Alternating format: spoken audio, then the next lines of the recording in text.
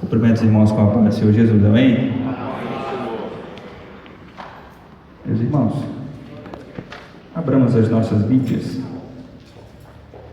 em Gênesis,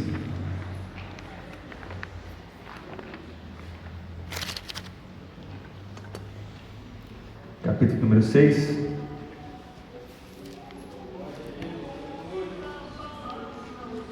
Louvado seja Deus. Gênesis capítulo 6,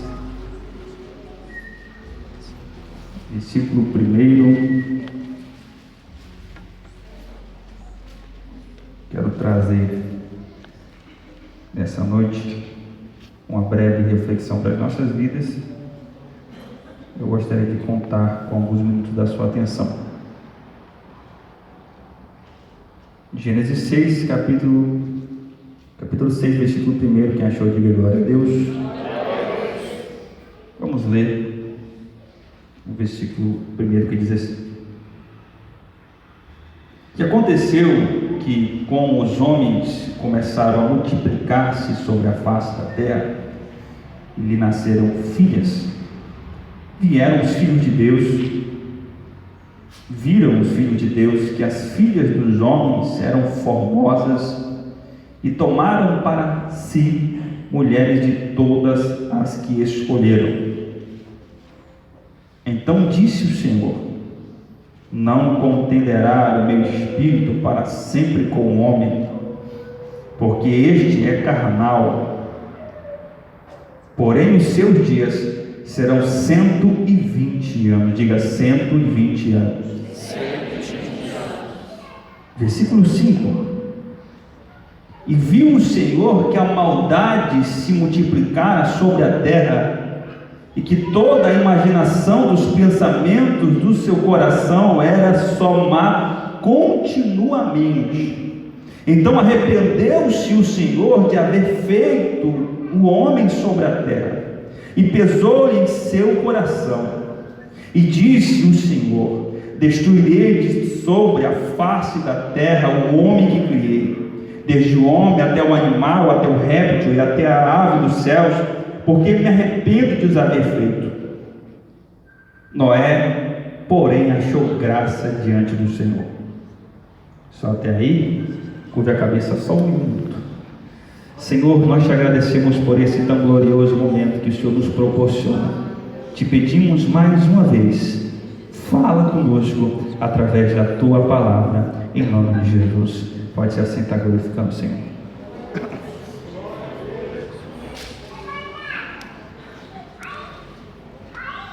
Meus irmãos, todos nós conhecemos essa história, mas com certeza é um texto que nos traz grandes e valiosas lições. E para nós entendermos esse texto, é necessário nós entendermos também todo o seu contexto. E o contexto que está inserido é justamente aqui, logo no início de tudo.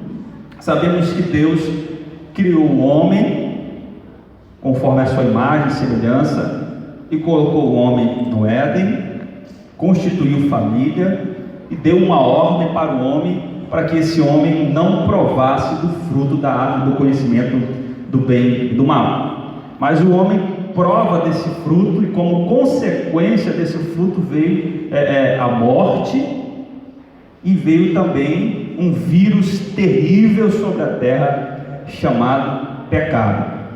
O pecado foi tão terrível sobre a terra, que ele contaminou toda a esfera terrestre, todos os animais, toda a atmosfera e toda a semente humana.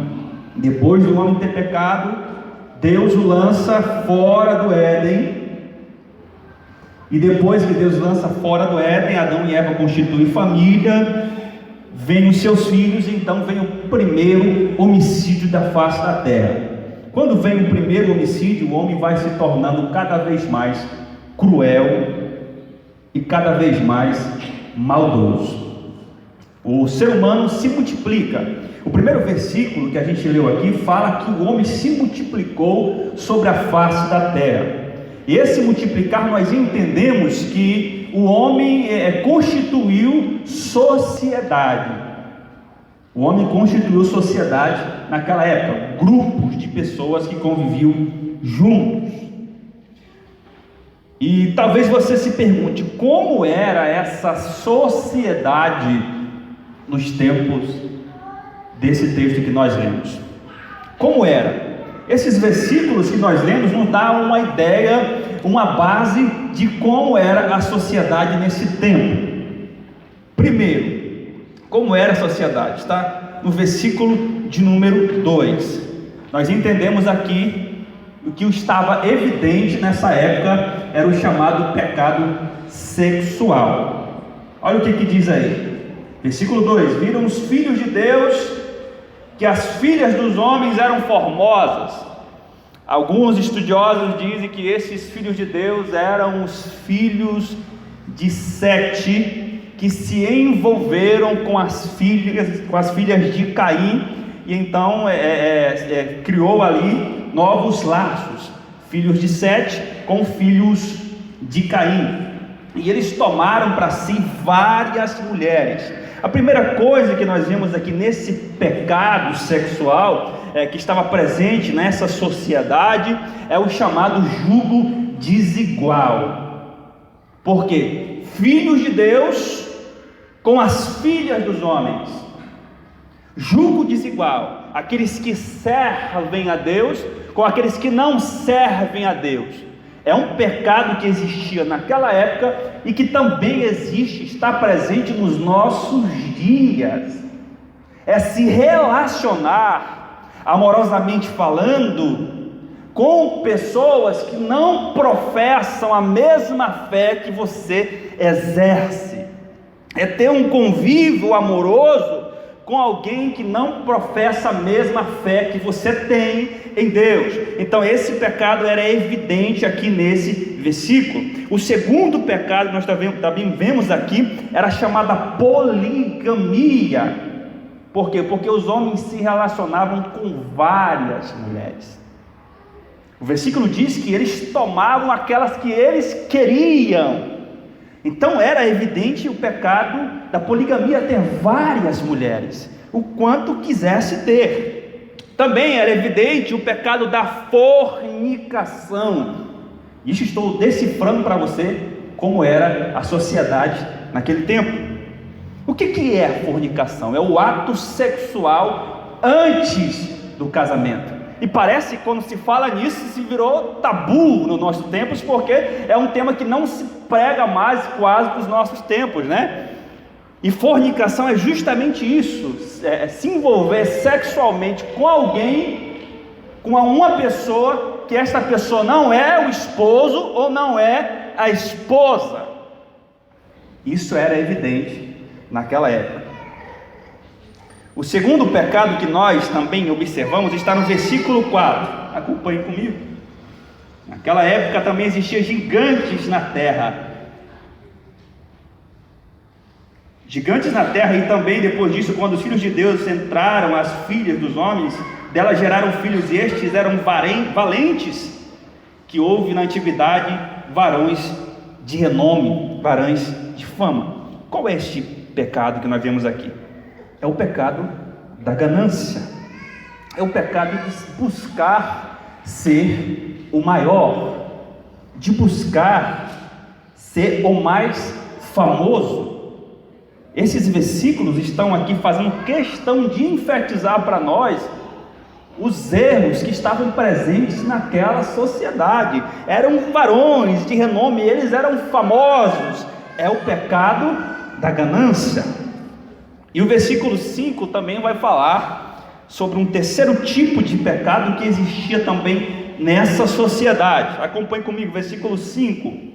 E viu o Senhor que a maldade do homem se multiplicara na terra. Qual era o pecado evidente nessa geração? A maldade. A maldade estava presente nesta nação. E o que acontece quando a maldade entra dentro de uma sociedade? O que acontece quando a maldade entra dentro de uma geração? Primeiramente, que a maldade ela vai extinguir o amor. Quando se há maldade, não há amor. Então não existia, não era presente o amor nessa sociedade. Não era presente o amor aqui, não existia amor, porque o homem era mau. O homem, quando é mau, não consegue amar. Segunda coisa que nós entendemos também sobre o pecado da maldade é que a maldade gera destruição na família, destruição familiar. Como se forma uma sociedade sem famílias? Se o homem era mau, então é lógico e evidente que não existia famílias naquela época. Era impossível existir famílias estruturadas e fundamentadas, porque o homem era mau, logo não existia família. Entendemos também que quando se há maldade, há corrupção. A maldade do homem gera corrupção. E isso é presente não só naquela época, como no tempo presente. Qual é o resultado de toda essa corrupção que os nossos olhos veem diariamente na TV? A maldade que está no coração do homem. Isso é resultado do pecado da maldade. Também vemos que a maldade gera violência. Leia comigo o versículo de número 11. A terra, porém, estava corrompida diante da face de Deus, e encheu-se a terra de violência. E viu Deus a terra, e eis que estava corrompida, olha aí, corrupção, porque toda a carne havia se corrompido no seu caminho sobre a terra. Havia o pecado da violência. E o que gera a violência? A violência vai gerar homicídios. Existia um número desenfreado de homicídios.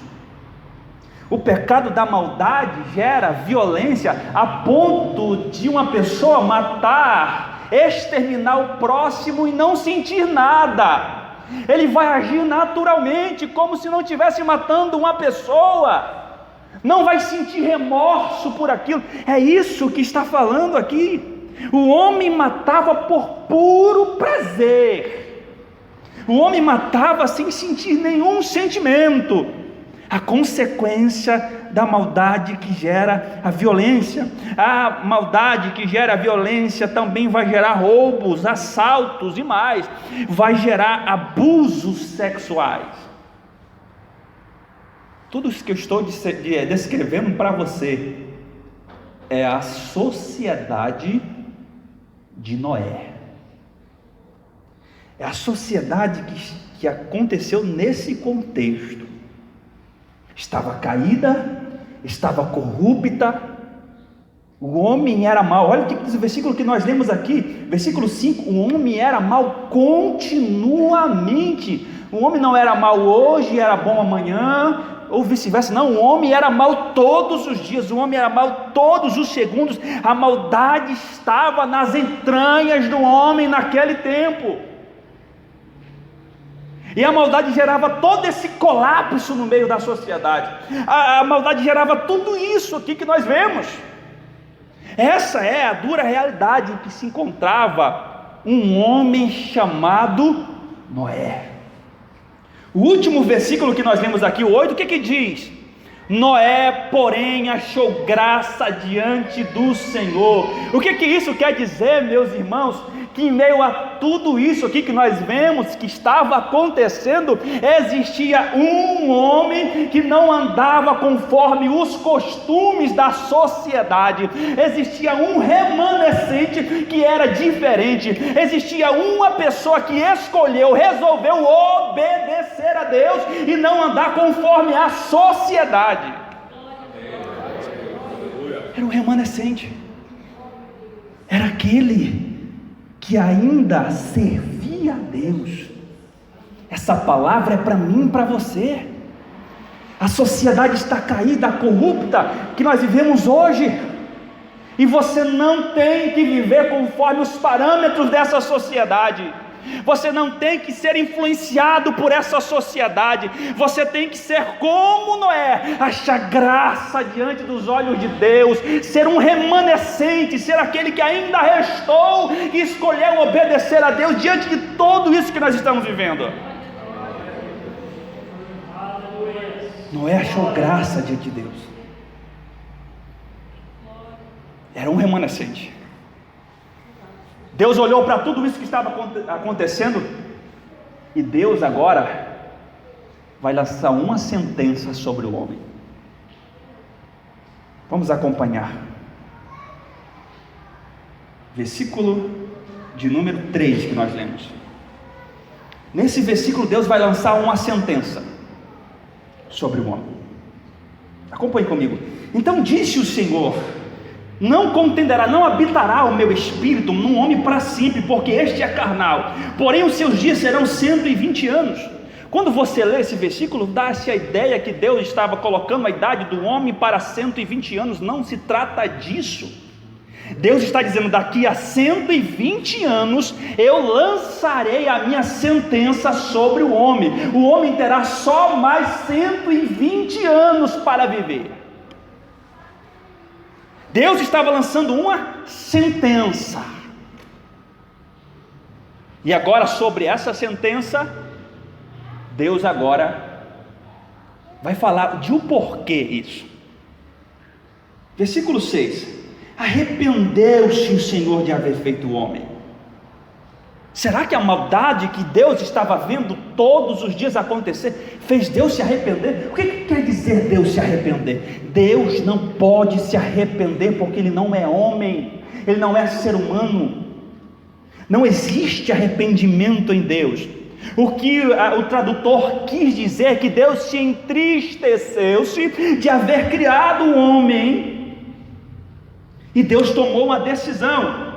Versículo 7: destruirei de sobre a face da terra o homem que eu criei, desde o homem até o animal. Vou destruir todos. Por quê? Porque essa maldade que o homem tem cometido diante dos meus olhos, essa maldade tem chegado até diante de mim, e eu me entristeço de haver feito o homem. Deus vai lançar sua sentença agora. Seus dias serão 120 anos. Deus chama o seu remanescente, Noé, e diz: Noé, sabe o que vai acontecer? Daqui a 120 anos, eu vou derramar sobre essa terra o furor da minha ira. Eu vou derramar a minha sentença, Noé. Você constrói para ti e para tua família uma arca de madeira. Deus pede para que Noé construa uma arca de madeira. Como que é essa arca que Noé fez? Noé, você vai fazer nessa arca compartimentos, que são andares, e essa arca terá 140 metros de comprimento, 25 metros de largura e 14 metros de altura, equivalente a um prédio de 4 andares. Você vai construir essa arca. Noé começou a construir a arca. A Bíblia vai nos dizer que o tempo que Noé leva para construir essa arca é exatamente 100 anos. Vamos entender um pouco essa história. Como que um homem vai construir um imenso barco no meio do nada? Como que as pessoas observam uma cena dessa? Noé começou a construir o barco, e as pessoas chamavam Noé de louco, porque era deserto. As pessoas chamavam Noé de doido. Era isso que elas falavam dele. Noé começa a construir esse barco do nada, e as pessoas taxavam Noé dessa forma. Só que a missão de Noé não era simplesmente construir o barco. Além dele entrar com a sua família, Deus também pediu para que Noé levasse dentro da arca um par de cada espécie de animal. Além disso, Deus dá também uma segunda ordenança para Noé. Noé era um pregador da palavra. Talvez você possa dizer, mas pastor, eu li todo esse texto e em nenhum momento ele me dá referência que Noé pregou alguma coisa. Isso é conjectura sua, isso é pensamento seu. Não, meus irmãos, está escrito na Bíblia. Acompanhe comigo, abra sua Bíblia na segunda epístola de Pedro,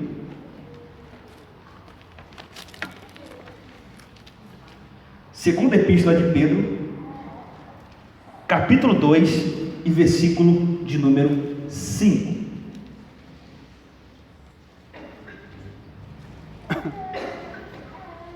Olha o que diz lá. E não perdoou o mundo antigo. O que Deus não perdoou? A sociedade de Noé. Deus não perdoou. E não perdoou ao mundo antigo, mas guardou a Noé, o seu remanescente, pregoeiro da justiça. Noé era o quê? Pregoeiro da justiça, com mais 7 pessoas, ao trazer dilúvio sobre o mundo dos ímpios. Noé era pregador da justiça. O que Noé estava pregando? A justiça de Deus. Quando Noé começou a pregar a justiça de Deus, sabe o que aconteceu? As pessoas diziam assim: Noé está doido, porque o Deus que nós conhecemos, Ele é um Deus de amor. Não, esse Deus que a gente conhece, Ele é incapaz de destruir nós, seres humanos, porque nós somos a sua imagem e semelhança. Deus não vai nos destruir, Deus não vai nos matar, é impossível. Não, o Noé está louco. Na cabeça de muitas pessoas, Deus é só amor. E as pessoas se esquecem que Deus também é justo juiz. Deus também é justiça. O Deus revelado aqui em Gênesis capítulo 6 não é o Deus de amor, mas é o Deus Tseknu, o Deus da justiça. O Deus que não inocenta aquele que está culpado, o Deus que não passa a mão em cima do pecado, mas um Deus justo, um Deus juiz. Deus é justiça. Por que Noé estava pregando? Se aquelas pessoas iriam ser condenadas, por que Noé era pregoeiro da justiça? Tem um motivo. O nosso Deus, meus irmãos, sempre foi um Deus de segundas oportunidades. Deus é um Deus de segunda chance. Quantas oportunidades eu e você não já tivemos? E às vezes até desperdiçamos essas oportunidades, não é verdade? Deus é um Deus de segunda chances. E o que Deus fez? Qual era a intenção de Deus usando Noé como pregoeiro da justiça? Noé construía a arca, e a porta da arca estava aberta. E durante 100 anos Noé dizia a mesma coisa: ei, arrependam-se, o fim está próximo. Deus vai lançar sua sentença, vai vir o dilúvio, entrem na arca, a porta está aberta. Ninguém ouvia Noé, ninguém acreditava em Noé. Não, Noé não é esse Deus que nós conhecemos. O Deus que eu conheço, Noé, é um Deus que entende o meu pecado, Noé. É um Deus que entende. Deus não está nem aí para a minha opção sexual. Deus não está nem para aquilo que eu faço com o meu corpo. Deus não está nem com o que eu me relaciono. Deus não está nem para onde eu ando. Deus é um Deus de amor, Noé. Não é esse Deus de justiça, não. Não é esse Deus de sentença. Você está louco, Noé. As pessoas debochavam de Noé, não acreditavam na sua palavra.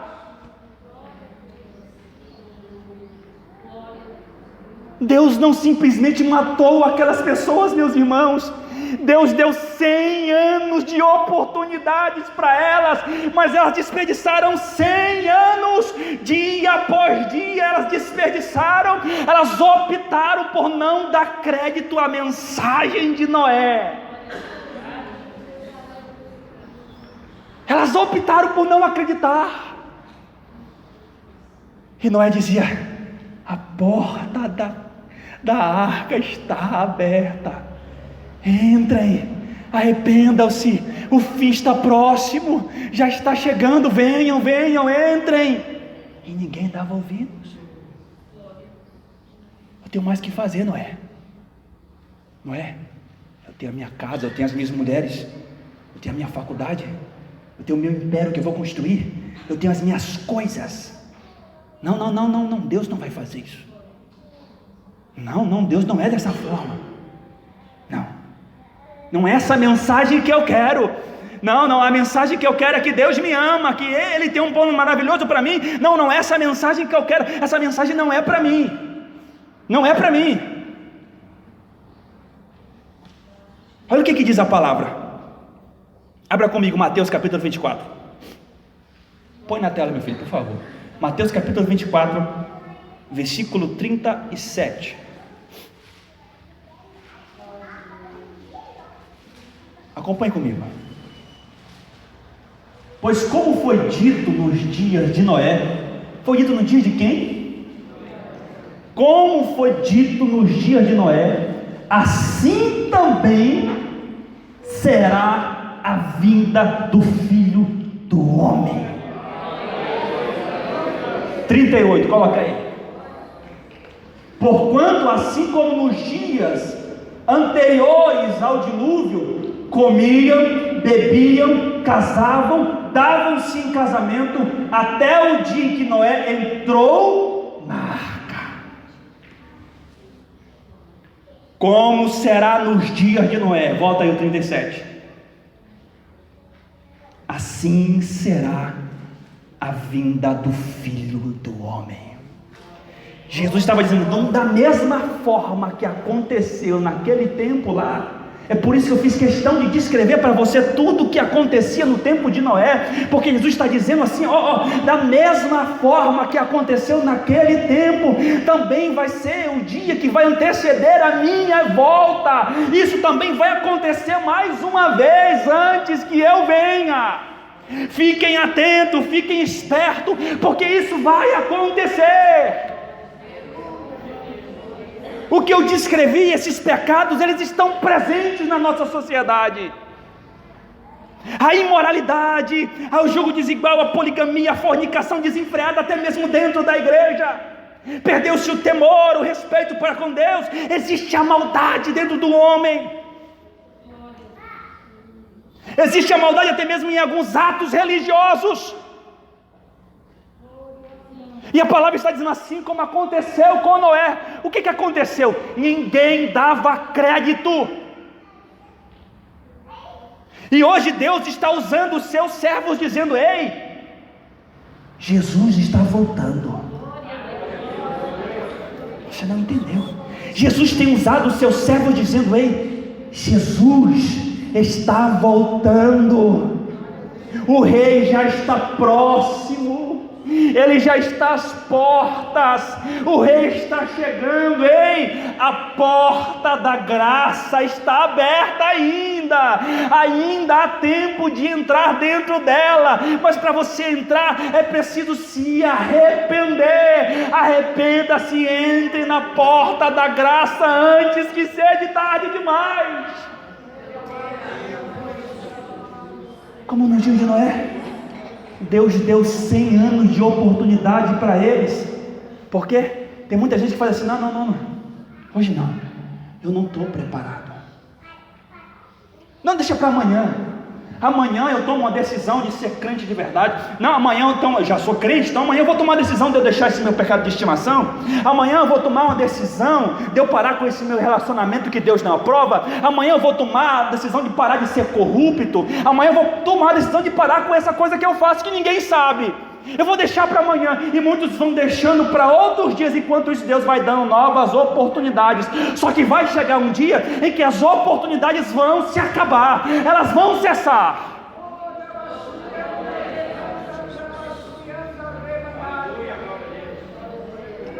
Pastor, que oportunidade eu tenho? A oportunidade que eu tenho é hoje. Porque a porta da graça ainda está aberta. Durante 100 anos Noé dizia: ei, arrependa-se, o Deus de justiça vai vir. Ei, Ele está dando uma oportunidade para vocês, entrem. O Deus da justiça deixou aqui a porta aberta para vocês, entrem. Ninguém estava quieto. Passou 100 anos. Sabe o que Deus disse? Capítulo 7: Noé, entra na arca, tu e a tua família e todos os animais que eu falei. Noé entrou na arca. Capítulo 7, versículo 16. O que diz lá? Depois que Noé entrou na arca, o Senhor fechou a porta. Quem que fechou? Foi Deus. Lá estavam 10 virgens, 5 loucas, 5 prudentes. As prudentes levaram azeite consigo e as loucas não levaram. À meia-noite ouviu-se um grito: ei, o noivo vem aí. Elas se despertaram e as loucas viram que não tinha azeite,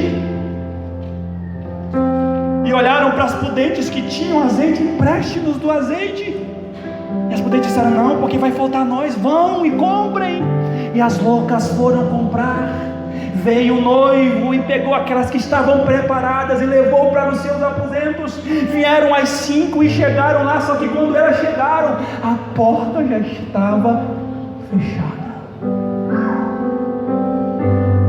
E elas bateram: abre-nos, a porta, somos nós, somos as noivas que estamos convidadas. O noivo abriu a porta e disse: eu não vos conheço. Deus disse: entra na arca, Noé. Quem que fechou a porta foi Deus, porque se Noé tivesse fechado a porta, ele iria abrir mais tarde. Deus fechou a arca, selou a arca, e naquele instante a sentença se cumpriu. Deus abriu as comportas dos céus e os abismos, e choveu durante 40 dias e 40 noites.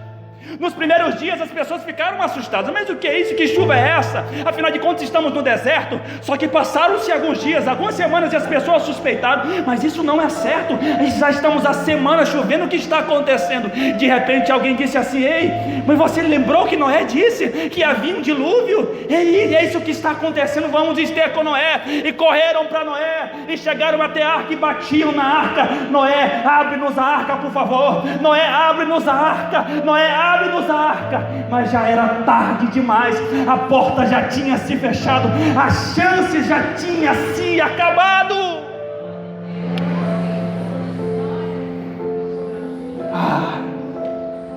Nenhum pôde mais entrar. Quantas oportunidades Deus tem te dado,